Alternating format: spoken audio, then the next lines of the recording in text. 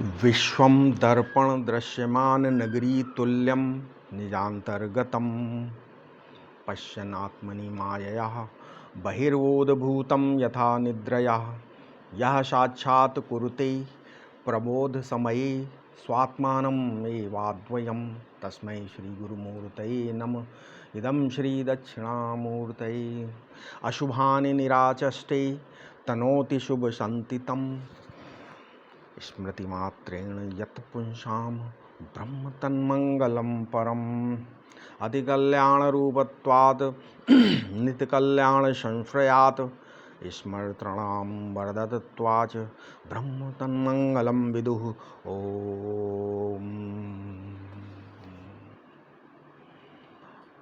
आज के इस वीडियो में हम आज वेदांत का अनुबंध चतुष्टय क्या होता है ये जानना बहुत आवश्यक है। ठीक है, इसके पहले आगे हम वेदांत के बारे में चीज़ें समझें, साधन वगैरह हम ये समझने की कोशिश करते हैं कि अनुबंध चतुष्टय जानना आवश्यक है। क्यों? इसमें जैसे कौन अधिकारी है, चार प्रकार का है इसमें है। जैसे अधिकारी, विषय, प्रयोजन और संबंध, चार चीज़ें। पहला अधिकारी, दूसरा विषय, तीसरा प्रयोजन और संबंध। इन चारों को अनुबंध चतुष्टय के नाम से जाना जाता है। अब उपनिषदों का या वेदांत का अधिकारी कौन है, उसका क्या विषय है जी? ये जो औपनिषद विद्या है इसका प्रयोजन क्या है? ठीक है, एंड उसका विद्या के साथ क्या संबंध? इन्हीं चार जो हम बता रहे हैं इस वेदांत, इसका विद्या के साथ क्या संबंध है, इन्हीं चार अनुबंधों का विवेचन हम आज इसमें कर रहे हैं। पहला अधिकारी। ठीक है, ऐसे देखा जाए तो मनुष्य, प्रत्येक मनुष्य वेदांत विद्या का अधिकारी, तथापि परंपरा साधनों, है ना, जैसे साधना किया हुआ हो, जैसे एक परंपरा साधन है धर्म, उपासना, योग, बहिरंग साधन है विवेक, वैराग्य, खट संपत्ति और मुमुक्षा, ये अभी आगे इसके बताएंगे हम, से अंतःकरण शुद्ध हो गया मान लीजिए, वो वेदांत विद्या का मुख्य अधिकारी है। ठीक है, विवेक, वैराग्य, खट संपत्ति, मुमुक्षा जो हम बता चुके हैं, उनसे जिनका अंतःकरण शुद्ध हो गया है वे लोग वेदांत विद्या के मुख्य अधिकारी हैं। ठीक है, इसमें न स्त्री पुरुष लिंग का भेद है, न ब्राह्मण क्षत्रिय आदि का वर्ण भेद है। ठीक है, न संन्यास और गृहस्थादि का आश्रम भेद है। ठीक है, इसमें धनी गरीब, पठित अपठित, अनपढ़ विद्वान में भी भेद नहीं है। ठीक है, हर आदमी अगर उसमें क्या है, धर्म, उपासना, योग के द्वारा विवेक, वैराग्य, खट संपत्ति, मुमुक्षा, जिसका अंतःकरण शुद्ध हो गया, वो सभी लोग इसके मुख्य अधिकारी हैं। ठीक है, अब वेदांत विद्या का फल क्या होता है? मोक्ष है। अब जिसमें धर्म और निष्काम कर्मयोग के द्वारा मान लीजिए कामना मल का त्याग कर दिया है, ठीक है ना, या त्यागने को इच्छुक है, जिसने उपासना से अपनी वासनाएं शुद्ध कर ली हैं, अथवा योग के साधनों से वृत्ति का विक्षेप दूर कर लिया है। ठीक है, जो नित्यानित्य विवेक किया मान लिए, है ना, या अनित्य से वैराग हो गया है, जो वैराग्य के परिपाक जो छठ संपत्ति हैं, खट संपत्तियों से धनी होकर मोक्ष प्राप्ति के लिए गुरुमुख से श्रवण करने को तत्पर है। अब वो व्यक्ति जिनमें ये सब अथवा कुछ योग्यताएं, ठीक है, न्यूनाधिक मात्रा में उपस्थित हों, वे सब वेदांत विद्या के अधिकारी हैं। ठीक है, अब दो चीज़ें हैं, जैसे रुचि और सामर्थ्य। रुचि और सामर्थ्य दोनों मिलकर अधिकार की रचना करते हैं। ऐसे बहुत लोग हैं जो बुद्धि से बहुत तेज होते हैं, जैसे वकील, बैरिस्टर, वैज्ञानिक, है ना, तो परंतु उन लोगों को मोक्ष में रुचि नहीं है। तो ऐसे बहुत से श्रद्धालु मनुष्य हैं। अब दूसरे बहुत से ऐसे श्रद्धालु मनुष्य सुनाकर मोक्ष चाहते तो हैं, परंतु जिनमें न विवेक का सामर्थ्य और न त्याग का, ये दोनों प्रकार के लोग वेदांत के अधिकारी नहीं हैं। सही अर्थों में हमारे मीमांसक ने कर्म के अधिकार के संबंध में कहा है। क्या कहा है कि बोली अर्थी समर्थो विद्वान शास्त्रेण अविपर्युदस्तः। किसी कर्म का कोई व्यक्ति अधिकारी है या नहीं, उसका निर्णय करने के लिए क्या करना? पहला, वह उस कर्म को और उसके फल को चाहता है या नहीं। ठीक है, दूसरा, उस कर्म को करने का सामर्थ्य है कि नहीं उसमें। तीसरा, उस कर्म के विज्ञान को समझता है या नहीं। चौथा, शास्त्र के द्वारा उस व्यक्ति के लिए उस कर्म का निषेध तो नहीं है कहीं, ठीक है, ये सब है तो वो होता है अर्थी, ठीक है, चाहता है मतलब। अब समर्थी मतलब सामर्थ्यवान, अर्थी माने चाहता है मतलब वो, और समर्थी माने सामर्थ्यवान है, विद्वान है, और उसके लिए शास्त्र का निषेध नहीं है, तो वो व्यक्ति उस कर्म का अधिकारी है। परंतु ज्ञान के प्रसंग में अर्थी और समर्थी होना ही पर्याप्त नहीं है।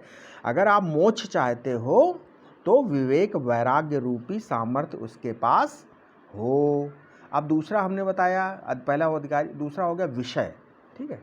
अब वेदांत, सभी वेदांतों का प्रतिपाद्य विषय क्या है, मैं कई बार बता चुका हूँ, ये है आत्मा और ब्रह्म की स्वतः सिद्ध एकता का ज्ञान। ठीक है, इसके लिए उपनिषदों में दो प्रकार के वाक्य पाए जाते हैं, ठीक है। एक नंबर एक, जिन ऐसे वाक्य हैं जिनमें आत्मा और ब्रह्म की एकता का वर्णन किया गया है, ठीक है, इनको बोलते हैं महावाक्य। अब ये महावाक्य क्या है, हैं, अभी आगे हम बताएंगे, पहले सुनिए।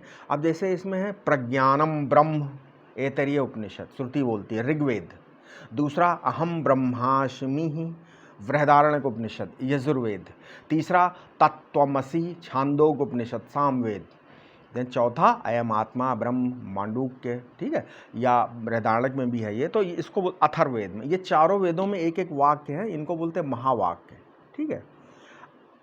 अब दूसरा और भी है, अब वे वाक्य हैं बहुत सारे, वे वाक्य जिनमें ये तो आत्मा और ब्रह्म की एकता हो गई। बहुत सारे वाक्य हैं जिसमें वेदांत में अवान्तर वाक्य होते हैं, ठीक है, जगत और ब्रह्म की एकता बताने के लिए बहुत सारे वाक्य हैं, वो भी हैं इसी महावाक्यों की कोटि में आते हैं। जैसे सर्वम खल्विदम ब्रह्म है, ब्रह्म वेदम शवम, आत्मा वेदम सर्वम, ठीक है। ये सब जो है, क्योंकि आत्मा और ब्रह्म के बीच में कुछ भिन्न सत्य जगत अगर है तो आत्मा और ब्रह्म का एकत्व भी संभव नहीं है, इसलिए ये अवान्तर वाक्य भी है, ठीक है। क्योंकि उनका उद्देश्य क्या है, इन सबका उद्देश्य, अवान्तर वाक्यों का भी उनका उद्देश्य क्या है, आत्मा मतलब त्वम पदार्थ, आत्मा मीन्स त्वम पदार्थ, और जो ईश्वर है उसको बोलते हैं तत्पदार्थ, उसके शोधन में ही है, ठीक है। जो अवान्तर वाक्य हैं उनमें जो अवान्तर महावाक्यों की सिद्धि के लिए उपयोगी है, ठीक है। अब वेदों में कर्म विभाग में है, उसके संबंध में मीमांसा जैमिनीकृत। अब जो मीमांसा है महर्षि जैमिनी की, वो कर्म विभाग की उस शास्त्रों में, अब उसमें शासन है और अनुशासन है। शास्त्र क्या बोलते हैं, शासन और अनुशासन हैं, शांसनात शास्त्रम, ठीक है, दोनों चीज़ें हैं उसमें, अनुशासन और शासन दोनों हैं। उनके पालन के लिए पुरस्कार और अवहेलना के दंड की व्यवस्था है। उसका उद्देश्य जीवन में धर्म और उपासना की स्थापना है। अतः कर्मोपासना संबंधी वाक्य अवान्तर वाक्य की श्रेणी में मानना चाहिए, ठीक है। अब वेदों के, हमने बताया था पहले, वेदों के ज्ञान कांड का नाम क्या है, उपनिषद। ज्ञान संबंधी वाक्यों की मीमांसा कहाँ पे है, उत्तर मीमांसा, मतलब महर्षि व्यास का जो है वेदांत दर्शन, उसको उत्तर मीमांसा शास्त्र, ठीक, उसमें सब दिया, जिसको वेदांत दर्शन भी कहा जाता है, ठीक है। इसमें सत्य वस्तु का संशन है, ज्ञान है, समझ में आया कि नहीं समझ में आया, इसमें सत्य वस्तु का संशन है, शास्त्रत्वम संशनादपि, ठीक है। तो ज्ञान भी दो प्रकार का होता है, एक वृत्ति ज्ञान और एक सिद्ध ज्ञान, ठीक है। वृत्ति ज्ञान अज्ञान का निवर्तक होता है तथा सिद्ध ज्ञान में प्रवर्तक निर्वर्तक भाव नहीं होता।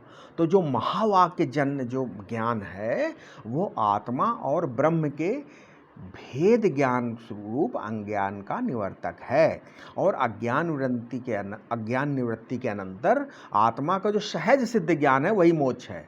मोक्ष सबका फल है, मोक्ष का कोई दूसरा फल नहीं है। अब तीसरा आ गया प्रयोजन। उपनिषदों का प्रयोजन क्या है, बोले मोक्ष सिद्धि। क्या, आत्मा ब्रह्म नहीं है, ये ज्ञान क्या है, अज्ञान है, इसी के कारण मैं कर्ता भोक्ता संसारी परछिन्न जीव, ये भ्रम होता है। इस भ्रम की निवृत्ति किससे होती, अज्ञान निवृत्ति से होती है। और अज्ञान की निवृत्ति कैसे होती है? ब्रह्मात्मिक बोध से होती है। उक्त अज्ञान निवृत्ति के अनंतर जो ब्रह्म स्वरूप आत्मा है उसका नाम मोक्ष है। इस मोक्ष की सिद्धि होने पर संपूर्ण अनर्थों की निवृत्ति होकर परमानंद की प्राप्ति होती है। यही परमात्मा की प्राप्ति, ईश्वर प्राप्ति, भगवत प्राप्ति, आत्म साक्षात्कार इत्यादि नामों से कहा जाता है। यही वेदांत शास्त्र का प्रयोजन है। ठीक, अब चौथा संबंध, मोक्ष या परमात्मा की प्राप्ति होती है ब्रह्मात्मक बोधिनी विद्या से। ठीक है, और ये विद्या है उपनिषदों का विषय। ठीक है, अतः उपनिषद और मोक्ष का मतलब ब्रह्म का प्रतिपाद्य संबंध है। प्रतिपाद्य संबंध है। परमात्मा की प्राप्ति ब्रह्मज्ञान से और ब्रह्मज्ञान उपनिषदों से। अतः परमात्मा की प्राप्ति में उपनिषद वेदांत परंपरा साधन है। ठीक है, असल में ब्रह्म विद्या किसी ग्रंथ, श्लोक या वाक्य में नहीं रहती, वो तो बुद्धि में रहती है, परंतु ग्रंथादि से उदित होने के कारण ब्रह्म विद्या में ग्रंथ परंपरा से साधन माने जाते हैं। और ब्रह्म ज्ञान के बिना अनर्थ की निवृत्ति नहीं हो सकती। एक उस परमात्मा को जानकर ही जीव मृत्यु का अतिक्रमण करता है परमात्मा के ज्ञान से ही और किसी ज्ञान से नहीं, तथा ज्ञान से ही, कर्म और उपासना आदि किसी अन्य साधन से नहीं। ये बात साफ उपनिषदों में कही गई है कि इसके अतिरिक्त अन्य कोई दूसरा मार्ग नहीं। श्वेताश्वतर उपनिषद बोलता तमेव विद्वाति मृत्युमेति नान्यः पंथा विद्यते अनाय। ठीक है, उस परम देव को परमात्म देव को ही जानकर सब पाशों से मुक्ति होती है। ये वेदांत का भेरी घोष है। ज्ञान से ही कल्याण की प्राप्ति होती है। ब्रह्म ज्ञान उपनिषद शास्त्र से ही होता है, दूसरे से नहीं। श्वेताश्वतरोपनिषद क्या बोलता? ज्ञात्या देवम मुच्यते सर्वपाशे। ये है। अब इसमें बहुत सारी चीज़ें मान लीजिए, अब इसमें कुछ शंका मान लो कुछ शंकाओं का समाधान हम करते हैं अभी। पहला है क्या शंका? अब कुछ लोग बोलते हैं अरे ये वेदांत विद्या का विचार पठन पाठन सब बेकार है। क्यों बेकार? बोले मोक्ष चाहने वाला कोई साधन चातुर संपन्न अधिकारी संसार में है ही नहीं। पहली बात बोलते हैं कि साधन, अगर मान लीजिए वेदांत का अधिकारी की जो आप बात करते हो, तो ये ऐसे अधिकारी है ही नहीं साधन जिसके पास ये साधन चतुष्टय संपन्न हो व्यक्ति, वो संसार में है ही नहीं। लोग अनर्थ से निवृत्ति चाहते परंतु ब्रह्मज्ञान द्वारा निवृत्ति नहीं चाहते। वो चाहते हैं किससे? बोले कर्म से हो जाए हमारी निवृत्ति, उपासना से हो जाए, योग से हो जाए, उसमें कर्ता भोक्ता जो जीव है वो भी बना रहता है, जबकि ब्रह्मज्ञान में जीव नष्ट हो जाता है। ठीक है, अब लोग परमानंद चाहते हैं परंतु वे उसको भी विषयवत चाहते हैं अलग, किंतु ब्रह्मज्ञान जो परमानंद है उसमें कोई विषय ही नहीं है। तीसरा क्या? मान लीजिए अनुभूत सुख की इच्छा तो सब करते हैं परंतु अनुभूत ब्रह्म सुख की इच्छा कोई नहीं कर सकता। अतः मोक्षेच्छा ही किसी में उदय नहीं हो सकती। अब यदि मान लें कि कोई वास्तव में मुमुक्षु है भी, तो उसमें साधन चतुष्टय का होना अत्यंत कठिन है। इस प्रकार जब वेदांत विद्या का बोलते हैं कोई अधिकारी नहीं, तो उस विद्या का व्याख्यान भी निरर्थक है। ये कुछ लोग मतलब शंका है, शंकाएं लोग करते हैं, तो ये इसलिए हम बता रहे हैं। अब इसका समाधान क्या हो सकता है? बोले अनर्थ क्या है बताइए। अच्छा, अब हम बताते हैं। मान लीजिए जो असत है, जड़ है और दुख रूप है, वही है तो अनर्थ है। अर्थ तो केवल एक आत्मवस्तु है। इसलिए जब तक आत्मवस्तु की परिपूर्ण ब्रह्म के रूप में बोध स्वरूप उपलब्धि नहीं होती, तब तक अनर्थ का बीज नष्ट नहीं हो सकता। आत्मा को ब्रह्म रूप में न जानना ही सब अनर्थों का बीज है। वो केवल वेदांत विद्या से ही निवृत्त हो सकता है। कर्म उपासना और योग से तो दुखों की तात्कालिक निवृत्ति होती है, क्योंकि अनुभव बताता है कि कर्मजन्य कोई अवस्था चिरकालीन नहीं हो सकती। या फिर वृत्ति में उपासना के काल्पनिक सुख द्वारा दुख को प्रतिस्थापित किया जाता है, अथवा योग के द्वारा दुख को ग्रहण करने वाली वृत्ति मात्र का ही निरोध कर दिया जाता है। परंतु ये सब काल में टूटने वाली अवस्थाएं हैं। अतः दुख का निर्मूल छेद नहीं हो सकता। फिर ना तो दुख और उसके हेतुओं की सत्ता या महत्ता का निषेध ही होता है। और न सुख के निवास स्थान आत्मा का ही विवेक होता है। यदि सांख्य विवेक से सुख की आत्मनिष्ठा मान लो सिद्ध भी हो जाए, तो भी जब तक आत्मा की अपरिच्छिन्नता का बोध नहीं होता और प्रकृति के मिथ्यात्व का निश्चय नहीं होता, तब तक उक्त आत्म सुख भी काल बाधित ही होगा।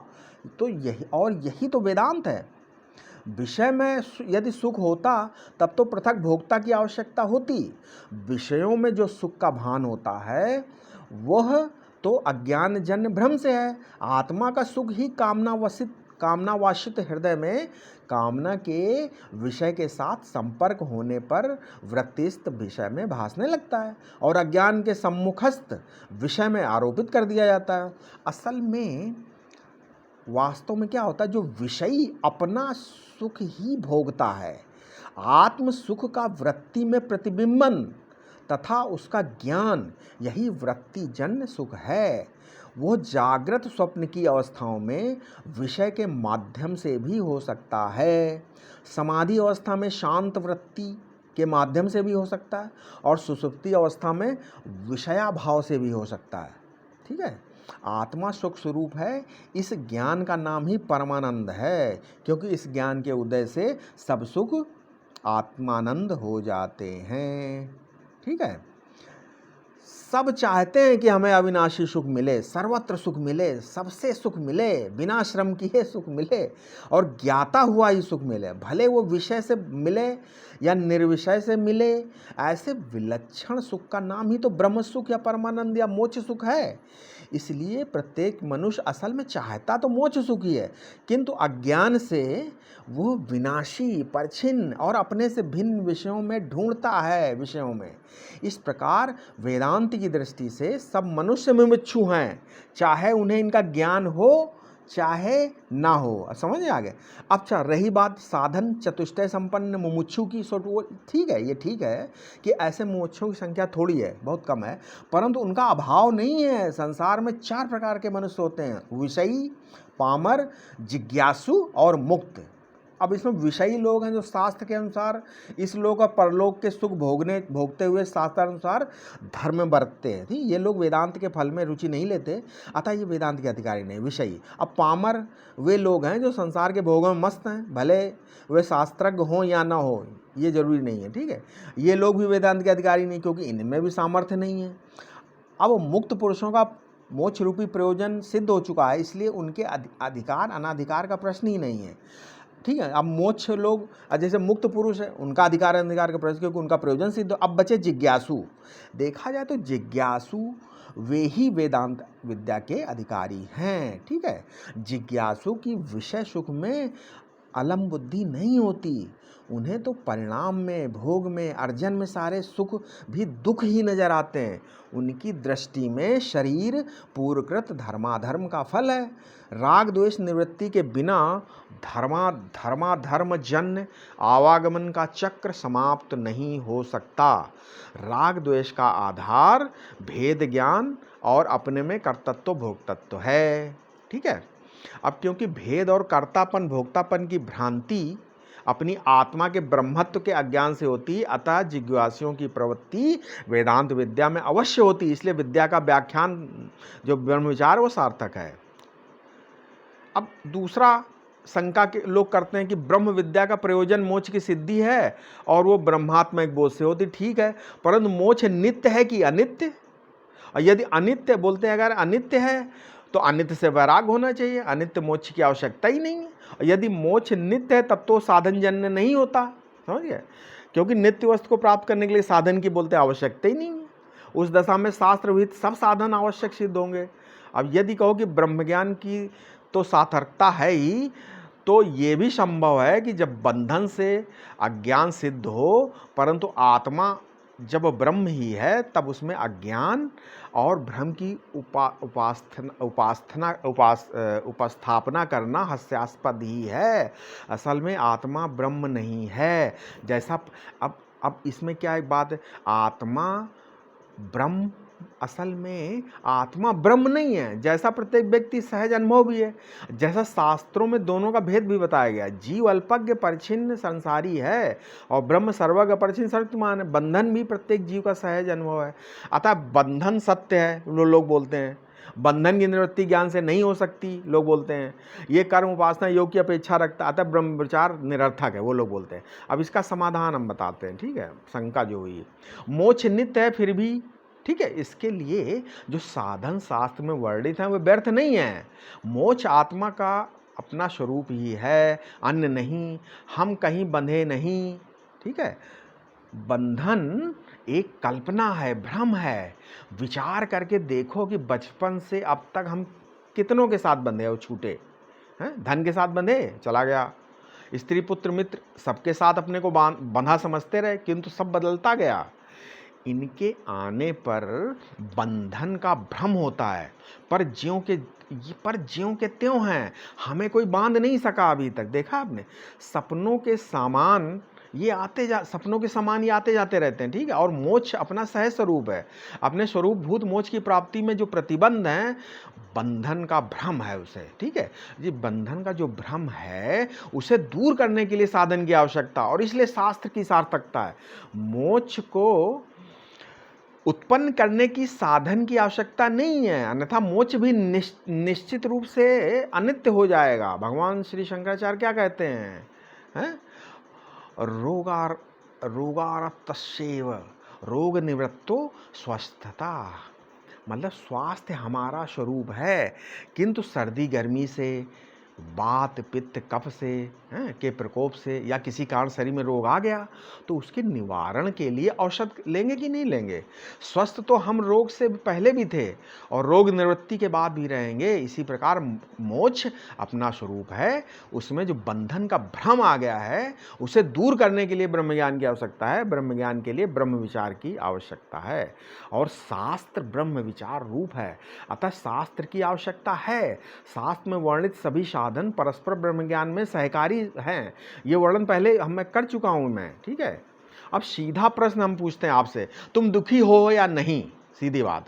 यदि तुम अपने को दुखी नहीं समझते हो तो तुम्हारे लिए किसी साधन की आवश्यकता नहीं है, सीधी बात है। स्वस्थ पुरुष के लिए कोई दवा नहीं है, दवा की आवश्यकता रोगी के लिए होती है। यदि तुम्हें लगता है कि मैं दुखी हूं तो दुख में तो किसी का राग नहीं होता, तब तुम दुख निवृत्ति का साधन करो। हमको सुख हो, दुख हमको कभी ना हो, ये सबकी भावना है, ठीक है। अब दूसरे विषय में कोई बात जाननी हो तो जैसा लिखा होगा या जैसा कोई कहेगा वैसा मानना पड़ेगा आपको, किंतु अपने विषय में, अब मान लिया अपने विषय में जानना हो तो स्वानुभव से ही प्रमाण होगा, ठीक है। अब सोचो कि कहीं लिखा है कि तुम दुखी हो इसलिए अपने को दुखी मानते हो, या अपने दुखीपन से तुम स्वयं साक्षी हो। निष्कर्ष यही निकलेगा, तुम इसलिए दुखी हो क्योंकि तुम अपने दुखी होने के स्वयं साक्षी हो। परंतु नियम यह है कि जो जिसका साक्षी होता है वो उसके साक्ष्य के गुण धर्म से भिन्न होता है, ये नियम है। तब तो तुम दुखी पने के साक्षी हो, तो वो दुखी, तुम दुखी कैसे हो सकते हो? ठीक है, विकार के बिना कोई दुख नहीं होता। विकार अर्थात एक से दूसरे में परिवर्तन, है ना, परिवर्तन। हमारी जो वस्तु जैसी थी वैसी नहीं रही, इसी से तो हम दुखी हो गए। अब जो परिवर्तनशील है वो साक्षी नहीं है, और साक्षी में विकार या परिवर्तन नहीं है। बुद्धि दिन में सहस्र सहस्र रूप बदलती है, हजारों रूप बदलती है। ये प्रिय अप्रिय, सुख दुख, मेरा तेरा आदि रूपों में बदलती रहती बुद्धि के इन सहस्र रूपों में का साक्षी मैं हूं। अतः मैं निर्विकार हूं, किंतु निर्विकार में तो दुख होता ही नहीं। तब ये दुख आया कहां से आया? ये भूल से, नासमझी से, अज्ञान से माना हुआ दुख है। हम जिसे दुख कहते हैं वो हमारी प्रज्ञा का अपराध है, माने समझ का दोष है। प्रज्ञा अपराध एव एष दुखमिति यत्, ठीक है।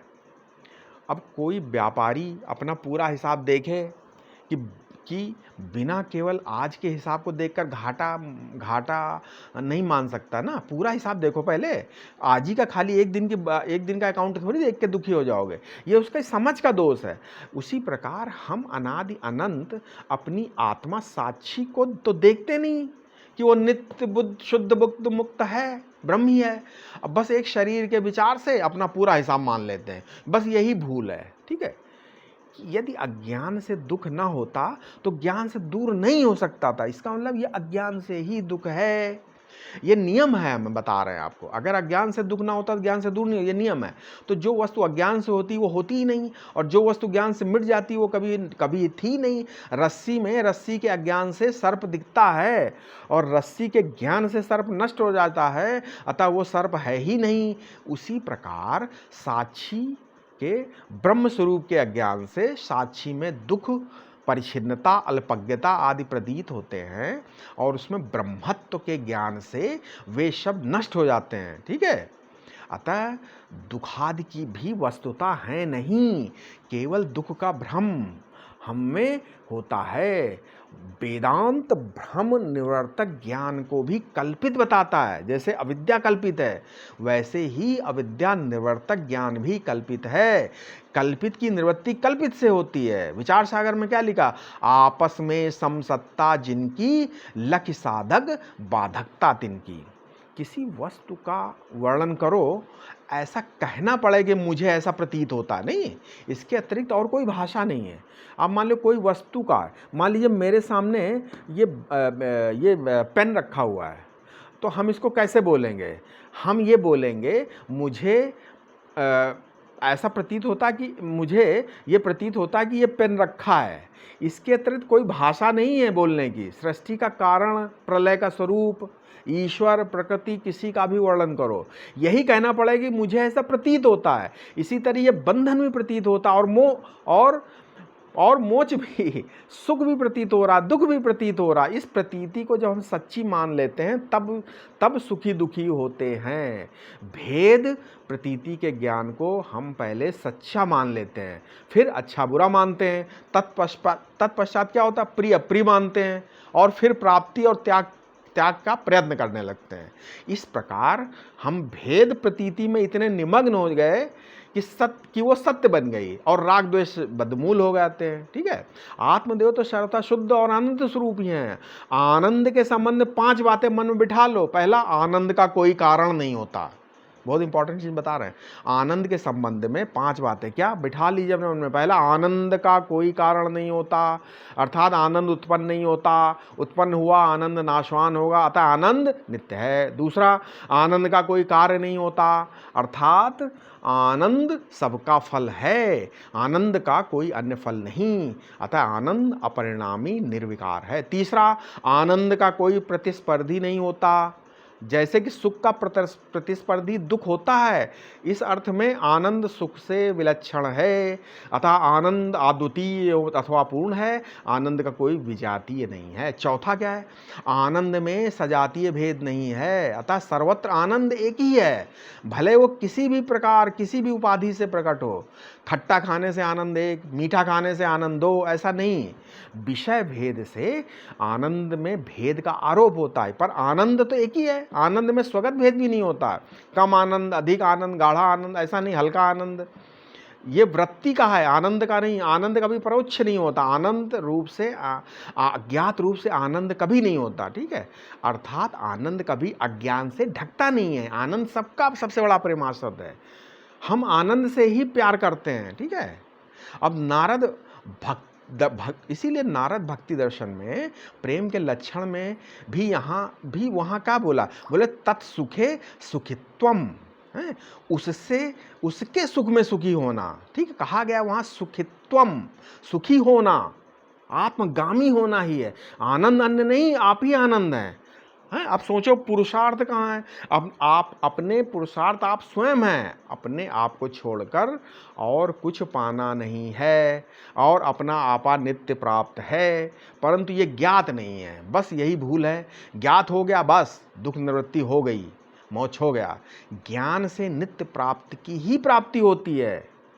अब हाथ में कंगन पहने हो आप, ठीक है, भूल गए, ढूंढते इधर उधर हो, किसी जानकार ने बता दिया वो हाथ में जो है वही तो कंगन है, बस कंगन मिल गया। खोया कहाँ था? मिला नहीं था, मिल सा गया। यही हाल है अपने स्वरूप का, उसकी ब्रह्मता खो सी गई है। जिसके फलस्वरूप अपने मृत्यु दुख अज्ञान का बंधन प्रतीत होता है। वेदांत वाक्यों के द्वारा कोई सद्गुरु कृपा करके बता देते हैं कि वो ब्रह्म तो तुम हो, वो ब्रह्म तो तुम आत्मा ही हो। बस ब्रह्म आत्मा की ब्रह्मता मिल गई और बंधनात् की निवृत्ति हो गई, यही मोक्ष है। अब वो बोलते हैं अपने में अज्ञान कैसे हुआ? बोलते ये द्वैत प्रपंच के कारण। प्रपंच माने पांच का बखेड़ा, पांच ज्ञानेंद्रियों ने जाल फैलाया, वही प्रपंच है। ठीक है, प्रपंच अपने से, अपने में अपने से पृथक सत्य प्रतीत होता है। और आत्मा माने कि आत्मा का अर्थ भी मैं है।